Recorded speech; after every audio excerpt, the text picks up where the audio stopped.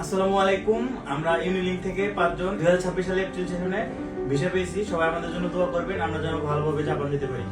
Unilink আরিগাতো গোজাইমাসু। Congratulation, তোমরা আজকে 5 জনের ভিসা হয়েছে নাকি? তাহলে ইনশাআল্লাহ আমাদের 2026 এর আজকে ভিসা দিয়ে আমরা 26 এ যাত্রা শুরু।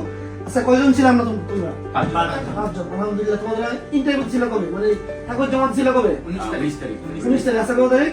আজকে 1 তারিখ। তার মানে প্রায় 11-12 দিন পর। সবাই তো জেলপিটি ছিল? জি জি। ইন্টারভিউ লাগছে? না লাগে না। মোটামুটি আমরা ধরে নিতে পারি যে জেএলপিটি থাকলে ইনশাআল্লাহ এমবাসিতে কোনো ইন্টারভিউ লাগে না। ইন্টারভিউ ছাড়া ভিসা পাওয়া যায়। তাহলে নতুন ছাত্রদের উদ্দেশ্যে আসলে জেএলপিটি পাস করা কতটুকু গুরুত্বপূর্ণ, কি তোমাদের মেসেজ কি? নতুন ছাত্রদের জন্য জেএলপিটি পাস করা অনেকটা গুরুত্বপূর্ণ, নাটের চেয়েও গুরুত্বপূর্ণ। যদি জেএলপিটি পাস থাকে তাহলে এমবাসিতে একটু রিস্ক কম থাকে, যদি নাম্বারটা একটু বেশি থাকে তাহলে আরো রিস্কটা কমে যায়। রিস্ক কম থাকে, তোমরা তো নিশ্চিন্তে ঘুমাইছো।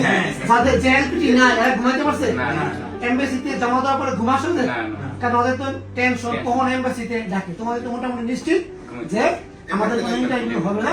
ইনশাআল্লাহ ইন্টারভিউ হয় না। আমরা আশা করি ইনশাআল্লাহ আমাদেরও একে একে তোমাদের ইনস্টিটিউটে কয়জন আছে আমাদের স্টুডেন্ট? 20 জন। যে আলহামদুলিল্লাহ আমরা একই স্কুলে টুকি ইমিগ্রেশনের 20 জনই আমরা ইনশাআল্লাহ ভিসা পাবো। আর ফ্লাইটটা আমরা আশা করতেছি ঈদের পর আমরা ফ্লাইট দিয়ে দিব। তো সুস্থ মতে রমজান এবং ঈদ করো, সবার জন্য শুভকামনা রইল। ইউনিলিংক আরিগাতো গোজাইমাসু।